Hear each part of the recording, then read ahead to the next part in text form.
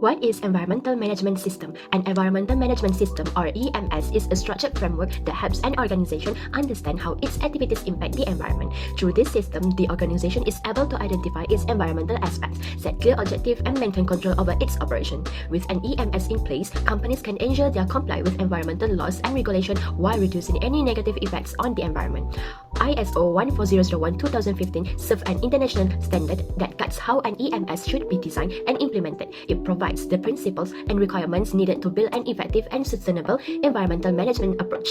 ISO14001 Clause 8 Operation. Clause 8 focuses on how an organization actually puts in environmental plans into action. It makes sure that daily operations that carry out in a controlled, consistent, and environmentally responsible way. This clause also covers both normal day-to-day activities and unexpected situations, ensuring the organization is prepared to prevent harm to the environment no matter what happens. Next, we are going to Clause 8.1 Operational Planning and Control. Clause 8 ensures that all routine activities are properly planned and controlled to minimize any environmental impact. This includes setting procedures, criteria, and work instructions for activities that could affect the environment. It also covers how organizations manage changes to processes or equipment, making sure no new risks appear unexpectedly. On top of that, Clause 8 ensures that outsourced processes and contractors follow the organization's environmental requirements as well. The overall goal is simple: to keep daily operations stable, predictable, and environmentally safe. Clause 8.1 focuses on operational planning and control. This refers to the routine, planned actions an organization uses to prevent environmental impact during daily operations. The organization must establish, implement, control, and maintain the processes needed to meet environmental requirements. These controls ensure activities are carried out consistently and according to defined operating criteria. Under Clause 8.1, the organization has to control planned activities and also review the consequences of any unintended changes. This includes applying controls across the entire life cycle of a product or service, from design to procurement, use, and disposal. The organization must also ensure that contractors and external providers follow the same environmental requirement. Finally, Clause 8.1 requires maintaining documented information to prove these processes are carried out as planned.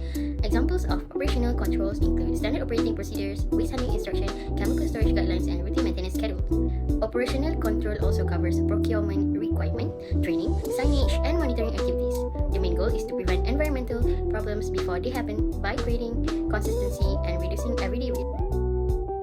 Clause 8.2 Emergency Preparedness and Response. Clause 8 also focuses on preparedness for accidents, spills, leaks, fires, or any sudden event that could harm the environment. Organizations are required to identify potential emergency situations and develop proper response plans for each one. This clause includes conducting training, drills, and simulation so that staff know exactly what to do during an emergency. After any incident, the organization must review its response and make improvements where needed. The main goal is to reduce or prevent environmental damage during unexpected events. Next is Clause 8.2. Clause 8.2 focuses on emergency preparedness and response. This means the organization must establish, implement, and maintain the processes needed to prepare for potential emergency situations. The goal is to make sure we can respond quickly and protect the environment when something unexpected happens. Under Clause 8.2, organizations must plan actions to prevent or reduce environmental impacts from emergencies. They must also respond to emergencies when they happen and take the right actions to reduce the consequences based on how serious the emergency is.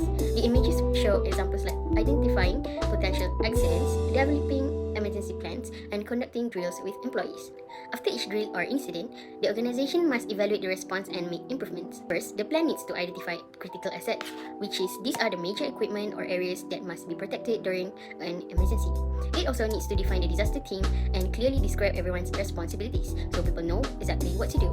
The plan must include contact information for emergency services and enforcement agencies, especially for urgent situations. Next, it should list all communication channels, including out-of-hours phone numbers, so the right people can be reached at any time. A good plan also includes regular exercises or drills to make sure the system actually works in real situations. Finally, the plan should identify who is responsible for communicating with the media if needed. Overall, these elements help make the organization prepared, reduce confusion, and allow for a faster, safer response during an emergency. Now, I'm going to talk about on how Clause 8.1 and 8.2 complement to each other. For 8.1, it reduces the likelihood of incidents by controlling daily operations, while 8.2 reduces the severity of impacts or effects if an incident occurs. But here, both ensure environmental protection through prevention and also quick response. So to put it in a simple perspective to understand, we can say that Clause 8.1 is the operational controls that help avoid emergencies from happen. But if it still happens, then Clause 8.2 is the emergency preparedness that manages them.